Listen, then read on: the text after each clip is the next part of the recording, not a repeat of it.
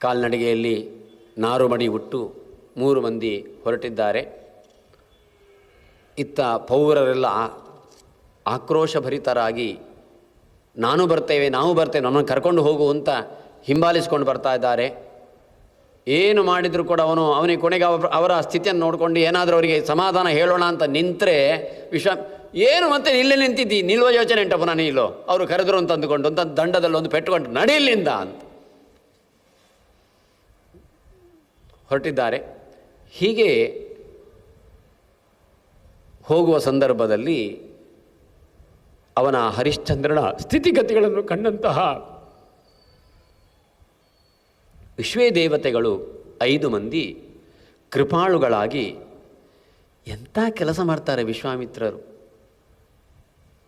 ರಾಜಸೂಯ ಮಾಡಿದವ, ಅಶ್ವಮೇಧಾದಿಗಳನ್ನು ಮಾಡಿದವ, ಇಂತಹ ಇವನನ್ನು ರಾಜ್ಯದಿಂದ ಭ್ರಷ್ಟನನ್ನಾಗಿ ಮಾಡಿದ್ದು ಮಾತ್ರವಲ್ಲದೆ ಈ ರೀತಿಯಲ್ಲಿ ಹಿಂಸಿಸಿಕೊಂಡು ಅವನನ್ನು ಆ ರೀತಿಯಲ್ಲಿ ಕಳಿಸ್ತಾರೆ ಅಂತಂದರೆ, ಯಾವನ ಯಜ್ಞದಲ್ಲಿ ಶ್ರದ್ಧೆಯಿಂದ ಕೊಟ್ಟಂತಹ ಸೋಮ ರಸವನ್ನು ನಾವು ಪಾನ ಮಾಡಿದ್ದೇವೆ ಅಂತಹ ರಾಜನಿಗೆ ಇಂತಹ ಸ್ಥಿತಿ ಬಂತಲ್ಲ. ಆದ್ದರಿಂದ ಅವನಿಗೆ ಒಳ್ಳೆಯದಾಗುವುದಕ್ಕೆ ನಾವೇನಾದರೂ ಮಾಡಬೇಕು, ಎಂತಹ ವಿಶ್ವಾಸ ಹೇಗೆ ಮಾಡಿಬಿಟ್ರಲ್ಲ ಅಂತ ಆ 5 ಮಂದಿ ವಿಶ್ವೇ ದೇವತೆಗಳು ಈ ರೀತಿಯಲ್ಲಿ ಯೋಚನೆ ಮಾಡಿದ್ದು ಗೊತ್ತಾಗಿ ವಿಶ್ವಾಮಿತ್ರರು ನೀವು ಭೂಮಿಯಲ್ಲಿ ಹುಟ್ಟಿ ಅಂತ 5 ಮಂದಿಗೆ ಶಪಿಸಿದ್ರಂತೆ. ನಿಮಗೆ ಮದುವೆ ಆಗದೆ ಮರಣ ಬಂದು ಹೋಗಲಿ ಅಂತ ಶಪಿಸಿದ್ದಾರೆ. ಆ 5 ಮಂದಿ ವಿಶ್ವೇ ದೇವತೆಗಳೇ ಇದರಲ್ಲಿ ಬರುವಂತೆ ದ್ರೌಪದಿಯಲ್ಲಿ ಪಾಂಡವರಿಂದ ಹುಟ್ಟಿದ 5 ಮಂದಿ ಮಕ್ಕಳು. ಹೀಗೆ ಈ ಚರಿತ್ರೆಯನ್ನು ಹೇಳ್ತಾರೆ.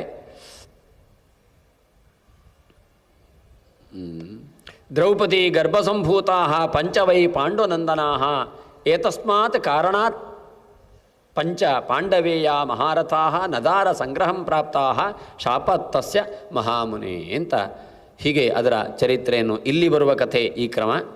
ಇದನ್ನು ಹೇಳಿ ಮುಂದಕ್ಕೆ ಜೈಮಿನಿಗೆ ಕೇಳ್ತಾರೆ, ಅಯ್ಯೋ ದೇವರೇ ಇದು ಒಳ್ಳೆ ಕೆಲಸ ಆಯ್ತಲ್ಲ, ಹೋದ್ರ ವಿಶ್ವಾಮಿತ್ರರ ಮಾತುಗಳನ್ನು ಅವನು ಹೋದನ ಏನು ಮಾಡಿದ ಅಂತ ಅವರಿಗೆ ಅಂದರೆ ಅವರು ಕೇಳಿದ ಮಹಾಭಾರತದ ಪ್ರಶ್ನೆಯಲ್ಲಿದಾಯಿತು. ಹರಿಶ್ಚಂದ್ರನ ಕಥೆಯನ್ನು ಸ್ವಲ್ಪ ಮುಂದುವರಿಸ್ತಾರೆ. ಎಲ್ಲಿ ಹೋದ ಅವನು ಅಂತಂದರೆ, ಅಖಂಡವಾದ ಭೂಮಂಡಲದ ಆಧಿಪತ್ಯ ಅಯೋಧ್ಯ ವಂಶೀಯರಿಗೆ ಇದ್ದದ್ದು, ಅದೆಲ್ಲವನ್ನು ದಾನ ಕೊಟ್ಟಾಯಿತು ವಿಶ್ವಾಮಿತ್ರರಿಗೆ. ಆದ್ದರಿಂದ ಆ ಜಾಗದಲ್ಲಿ ಇರುವಂತಿಲ್ಲ. ಇವನು ನೇರವಾಗಿ ಕಾಶಿ ಕ್ಷೇತ್ರಕ್ಕೆ ಹೋದ. ಕಾಶಿ ಕ್ಷೇತ್ರ ಯಾವನೊಬ್ಬನೂ ಆಡಳಿತಕ್ಕೂ ಒಳಪಟ್ಟದ್ದಲ್ಲ. ಅಲ್ಲಿ ಏನಿದ್ರು ವಿಶ್ವನಾಥನೇ ಅಧಿಪತಿ ಆ ಕ್ಷೇತ್ರಕ್ಕೆ, ಅದು ಅವನದ್ದೇ ಜಾಗ. ಆದ್ದರಿಂದಾಗಿ ಸಗತ್ವ ವಸುಧಾಪಾಲೋ ದಿವ್ಯಾಂ ವಾರಾಣಸೀಂ ಪುರೀಂ ನೈಷಾ ಮನುಷ್ಯ ಭೋಗ್ಯೇತಿ ಶೂಲಪಾಣೇ ಪರಿಗ್ರಹ. ಆ ಕಾಶಿ ಕ್ಷೇತ್ರ ಮನುಷ್ಯ ಭೋಗ್ಯ ಅಲ್ಲ. ಶೂಲಪಾಣಿ ರುದ್ರದೇವರು ಸ್ವೀಕರಿಸಿದ ಜಾಗ ಆದ್ದರಿಂದ ಅದು ಯಾವ ಒಬ್ಬನ ಇದಕ್ಕೂ ಸಂಬಂಧಪಟ್ಟಲ್ಲ, ತನ್ನ ಅಧಿಕಾರಕ್ಕೂ ಸಂಬಂಧಪಟ್ಟಿರಲಿಲ್ಲ. ಆದ್ದರಿಂದಾಗಿ ಅದನ್ನು ಕೊಡುವಾಗ ವಿಶ್ವಾಮಿತ್ರರಿಗೆ ಕೊಡುವಾಗ ಆ ಜಾಗ ಅದರಲ್ಲಿ ಸೇರಿಲ್ಲ ಅಂತಂದುಕೊಂಡು ವಾರಾಣಸಿಗೆ ಹರಿಶ್ಚಂದ್ರ ಬಂದಿದ್ದಾನೆ. ಅಷ್ಟೊತ್ತಿಗೆ ನಡ್ಕೊಂಡು ಹೋಗುವುದಲ್ವಾ, ಅಯೋಧ್ಯೆಯಿಂದ ವಾರಾಣಸಿಗೆ ನಡ್ಕೊಂಡು ಹೋಗಬೇಕಿತ್ತು. ಹೋಗಿದ್ದಾರೆ. ಅಲ್ಲಿ ಹೋಗಿ ಸೇರಿದ್ದಾನೆ ಮಾತ್ರ ಮುಂಭಾಗದಲ್ಲಿ ವಿಶ್ವಾಮಿತ್ರರು ಕಾಣಿಸ್ಕೊಂಡ್ರು. ಎಲ್ಲಿ 1 ತಿಂಗಳಾಗ್ತಾ ಬಂತು ಕೊಡು ನನಗೆ ಅಂತ, ನಂದು ಬಂದಿಲ್ಲ ಅಂತ ಹೇಳ್ತಾನೆ ಕೈ ಮುಗಿದು. ಇಮೇ ಪ್ರಾಣಾಹ ಸುತಶ್ಚಾಯಂ ಇಯಂ ಪತ್ನಿ ಮುನೇ ಮಮ ಏನತೆ ಕೃತಮಸ್ತ್ಯಾಶು ತದ್ಗೃಹಾಣ ಅರ್ಘ್ಯಮುತ್ತಮಂ ಅಂತ ಹೇಳಿದರೆ, ಪೂರ್ಣಸ್ಸ ಮಾಸೋ ರಾಜರ್ಷೇ ದೀಯತಾಂ ಮಮ ದಕ್ಷಿಣ. ಆಯ್ತಲ್ಲ 1 ತಿಂಗಳು ಆಯ್ತಲ್ಲ, ನೀನೇ ಹೇಳಿದ್ದಲ್ವಾ 1 ತಿಂಗಳು ಅಂತ ಅವಧಿ, ನಾನೇನು ಹೇಳಿದ್ದಲ್ಲ. ಹೌದು, ನಾನು ಇವತ್ತು ತಾನೇ ಈಗ ಸೇರಿದೆ ಮಾತ್ರ, ಏನಾದರೂ ಒಂದು ವ್ಯವಸ್ಥೆ ಮಾಡಬೇಕೋ ಬೇಡವೋ, ಇನ್ನೊಂದು ಅರ್ಧ ದಿನ ಇವತ್ತು ಕೊಟ್ಟಿಲ್ಲ ಅಂದರೆ ನಿನ್ನನ್ನು ಶಾಪ ಕೊಟ್ಟು ಸುಟ್ಟು ಬಿಡ್ತೇನೆ ನೋಡು. ಆಯಿತು, ಹೋದರು. ಏನು ಮಾಡಬೇಕು ಅಂತ ಗೊತ್ತಾಗ್ತಾ ಇಲ್ಲ, ಹೇಗೆ ಮಾಡಬೇಕು ಅಂತ ಗೊತ್ತಾಗ್ತಾ ಇಲ್ಲ. ಕುತಪೃಷ್ಟಾನಿ ಮಿತ್ರಾಣಿ ಕುತೋರ್ಥ ಸಾಂಪ್ರತಂ ಮಮ ಪ್ರತಿಗ್ರಹ ಪ್ರದುಷ್ಟೋ ಮೇ ನಾಹಂ ಯಾಯಾಮಧ ಕಥಂ. ಅವನಿಗೆ ಯೋಚನೆ ಅಂದರೆ, ನಾನು ವಚನಭ್ರಷ್ಟನಾಗಬಾರದು, ಸಾಯುವುದಕ್ಕೆ ಹೆದರುವುದಿಲ್ಲ, ಆದರೆ ಒಂದು ಹೇಳಿದ ಮಾತು ಪಾಲಿಸದೆ ಸಾಯಬಾರದು.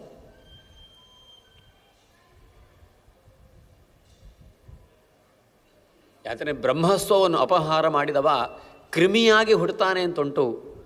ಆ ಪಾಪದಿಂದ, ಆ ನರಕದಿಂದ ನಾನು ತಪ್ಪಿಸ್ಕೊಳ್ಬೇಕಾದ್ರೆ ಏನಾದರೂ ಮಾಡಿಕೊಳ್ಬೇಕು ಅಂತ ಅವನು ಯೋಚನೆ ಮಾಡಿ ಕಥೆಯ ಸಂಕ್ಷಿಪ್ತ ರೂಪಕ್ಕೆ ಹೋಗೋದಾದರೆ ಮುಂದಕ್ಕೆ ಅವನು ಅಲ್ಲಿ ಅವಳು ತನ್ನ ಪತ್ನಿ, ಅವಳ ಸಲಹೆ ಏನು ಮಾಡಬೇಕು, ನನಗೆ ಏನೂ ಇಲ್ಲ ಸರಿ ಅಂತ ಇನ್ನು ಕ್ರಯಕ್ಕೆ ವಿಕ್ರಯ ಮಾಡುವುದು.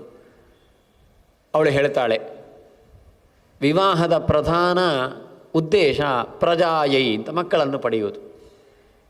ಆ ದೃಷ್ಟಿಯಲ್ಲಿ ನಾನು ನಿಮಗೆ ಒಬ್ಬ ಮಗನನ್ನಂತೂ ಕೊಟ್ಟಿದ್ದೇನೆ, ಆದ್ದರಿಂದ ನನ್ನನ್ನು ಮಾರಿ ಅದರಲ್ಲಿ ಬರುವ ಇದನ್ನು ಅವನಿಗೆ ದಕ್ಷಿಣೆ ಅಂತ ಕೊಡಿ ಅಂತ ಪತ್ನಿ ಚಂದ್ರಮತಿ ಹೇಳ್ತಾಳೆ.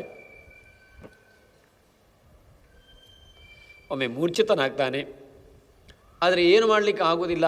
ಯಾಕೆಂದರೆ ಕೊಟ್ಟ ಮಾತು ಉಳಿಸಿಕೊಳ್ಳುವಲ್ಲಿ ನಾವು ನಿನ್ನೆಯೂ ನೋಡಿದ್ದೇವೆ, ಕೊಟ್ಟ ಮಾತು ಉಳಿಸಿಕೊಳ್ಳುವಲ್ಲಿ ಪ್ರಾಮಾಣಿಕವಾದ ಪ್ರಯತ್ನಗಳು ಮಾಡಿದ ನಮ್ಮ ಹಿರಿಯರೆಲ್ಲ. ಹರಿಶ್ಚಂದ್ರ ಎಷ್ಟು ಪ್ರಾಮಾಣಿಕವಾಗಿ ಪ್ರಯತ್ನ ಮಾಡ್ತಾನೆ. ನಮ್ಮಲ್ಲಿ ಪ್ರಾಮಾಣಿಕತನ ಎಂಬುದು ಬಿಟ್ಟರೆ ಮತ್ತೆಲ್ಲ ಉಂಟು. ಅಧಿಕಾರ, ದುಡ್ಡು, ವಿದ್ಯೆ, ಬುದ್ಧಿ ಎಲ್ಲ ಉಂಟು. ಪ್ರಾಮಾಣಿಕತನ ಒಂದಿಲ್ಲ, ಅದಕ್ಕೊಂದು ಕೊರತೆ ಉಂಟು. ನಾವು ಅದು ಒಂದನ್ನು ತುಂಬಿಸಿಕೊಂಡ್ರೆ ಉಂಟಲ್ಲ, ನಾವು ಮಾಡುವ ಒಂದು ಪ್ರದಕ್ಷಿಣೆಯು ನಮ್ಮನ್ನು ಉದ್ಧಾರ ಮಾಡಬಲ್ಲದು. ನಾವು ಮಾಡುವ ಒಂದು ನಮಸ್ಕಾರ ದೇವರಿಂದ ನಮ್ಮನ್ನು ಉದ್ಧಾರ ಮಾಡಬಲ್ಲದು.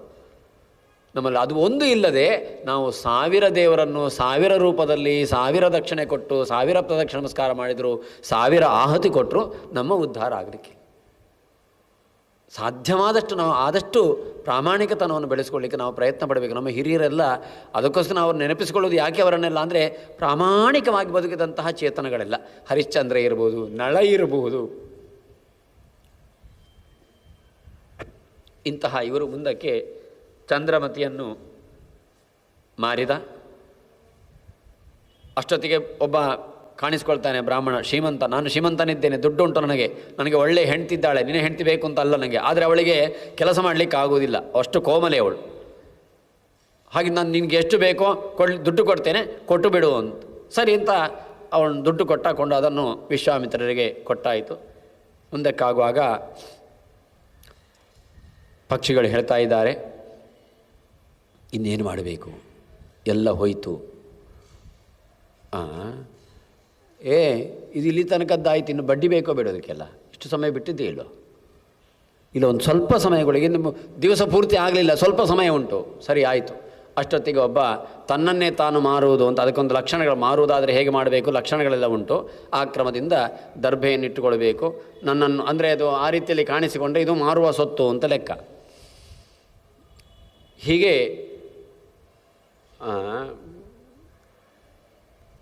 ಪುನಃ ಅಲ್ಲಿಗೆ ಕಾಣಿಸ್ಕೊಳ್ತಾರೆ. ನೀನು ಎಂತ, ನೀನು ಕೊಡ್ತೀಯೋ ಇಲ್ಲೋ, ಸುಮ್ಮನೆ ಸತ್ಯ ಸತ್ಯ ಅಂತ ಬಾಯಲ್ಲಿ ಹೇಳಿದರೆ ಆಗೋದಿಲ್ಲ, ಪಾಲಿಸ್ಕೊಳ್ಬೇಕು. ಯಾಕೆಂದರೆ 1000 ಅಶ್ವಮೇಧ ಒಂದು ತಕ್ಕಡಿಯಲ್ಲಿ ಹಾಕಿದರು, ಇನ್ನೊಂದು ತಕ್ಕಡಿಯಲ್ಲಿ ಸತ್ಯ ಎಂಬುದನ್ನು ಹಾಕಿದರು. ತೂಕ ಅತಿರಿಕ್ತವಾದದ್ದು ಸತ್ಯವೇ ಹೊರತು 100,000 ಅಶ್ವಮೇಧಗಳಲ್ಲ ಅಂತಂದುಕೊಂಡು ಅವರು ಜೋರು ಮಾಡ್ತಾ ಇದ್ದರೆ, ಈತ ಒಬ್ಬ ಸ್ಮಶಾನ ಕಾಯುವಂತಹ ವ್ಯಕ್ತಿ ಅವನು ಬರ್ತಾನೆ. ಸರಿ ಸ್ವೀಕರಿಸೋದಾದರೆ ನಾನು ಸ್ವೀಕರಿಸ್ತೇನೆ ಬಾ ಅಂತ ವಿಶ್ವಾಮಿತ್ರರ ಮುಂಭಾಗದಲ್ಲಿ. ಅವನಿಗೆ ತಾನು ಯಾವ ಸ್ಥಾನದಲ್ಲಿ ಅಭಿಷಿಕ್ತನಾದ ರಾಜ ಒಂದು ಸ್ಥಾನದಲ್ಲಿ, ಆದರೆ ಆ ಕಾರ್ಯದಲ್ಲಿ ತಾನು ತೊಡಗಿಸಿಕೊಳ್ಳುವುದಂದರೆ ಇದು ಎಷ್ಟು ಇದು ಅದರಿಂದ ಆಗುವಂತಹ ಪಾಪಗಳು ಏನು, ದೋಷಗಳು ಏನು, ಇದನ್ನೆಲ್ಲ ಯೋಚನೆ ಮಾಡ್ತಾ ಅದಕ್ಕಾಗಿಯೇ ತಾನು ಯೋಚನೆ ಮಾಡುವ ಸಂದರ್ಭ, ಕೊಡಬೇಕಾದ ನನ್ನ ದುಡ್ಡು ಉಂಟೋ ಇಲ್ಲೋ, ನೀನು ನನ್ನ ಮಾತು ಕೇಳ್ತೇನೆ ಅಂತ ಕೇಳುವುದಿಲ್ಲ. ನಿನ್ನನ್ನು ನೀನು ಮಾರಿಕೋ, ಯಾರಿಗೆ ಏನು ಎಂಬುದು ಪ್ರಶ್ನೆ ಇಲ್ಲ, ನನಗೆ ಕೊಡುವುದು ಪ್ರಧಾನ ಅಷ್ಟೇ. ಪುನಃ ಅಲ್ಲಿ ಆ ಕಠಿಣವಾದ ಮಾತುಗಳನ್ನು ಹೇಳ್ತಾರೆ. ಸರಿ ಅಂತ ಅಂದುಕೊಂಡು ಅವನು ಅವರ ಮಾತಿನಂತೆ, ನೋಡು ಅವನು ಅಷ್ಟು ಕೊಡ್ತಾನಂತೆ, ಅಷ್ಟು ಕೊಡ್ತೇನೆ ಅಂತ ಅವನು ಹೇಳುವಾಗಲೂ ನೀನು ಪುನಃ ಅದನ್ನು ಕೊಡಲಿಕ್ಕೆ ತೆಗೆದುಕೊಂಡು ನನಗೆ ಕೊಡಲಿಕ್ಕೆ ಯೋಚನೆ ಮಾಡೋದಿಲ್ಲ ಅಂತಂದರೆ ನೀನು ಕೊಡಲಿಕ್ಕೆ ಮನಸ್ಸಿಲ್ಲ ಮೀನು ಸದ್ಯ ಅಂದುಕೊಂಡು ಮುಂದಕ್ಕೆ ತನ್ನನ್ನು ತಾನು ಅವನಿಗೆ ಮಾರಿಕೊಂಡು ವಿಶ್ವಾಮಿತ್ರ ಮಾಡಿಕೊಂಡ್ರೆ, ಅಲ್ಲಿ ಆ ಕಾಲದಲ್ಲಿ ಮುಂದಕ್ಕೆ ಸ್ಮಶಾನ ಕಾಯ್ತಾ ಹರಿಶ್ಚಂದ್ರ ಇದ್ದಾನೆ. ಚಂದ್ರಮತಿ ಮಗು ಸತ್ತಿದೆ ಅಂತ ಕರ್ಕೊಂಡು ಬರ್ತಾಳೆ. ಅವಳು ಅಳ್ತಾ ಇರೋದನ್ನು ನೋಡಿಕೊಂಡು ಇವಳು ಯಾರೋ ಇರ್ಬೋದು, ಯಾಕೆಂದರೆ ಈ ಕ್ರಮದಲ್ಲಿ 12 ತಿಂಗಳು ಕಳೆಯಿತಂತೆ.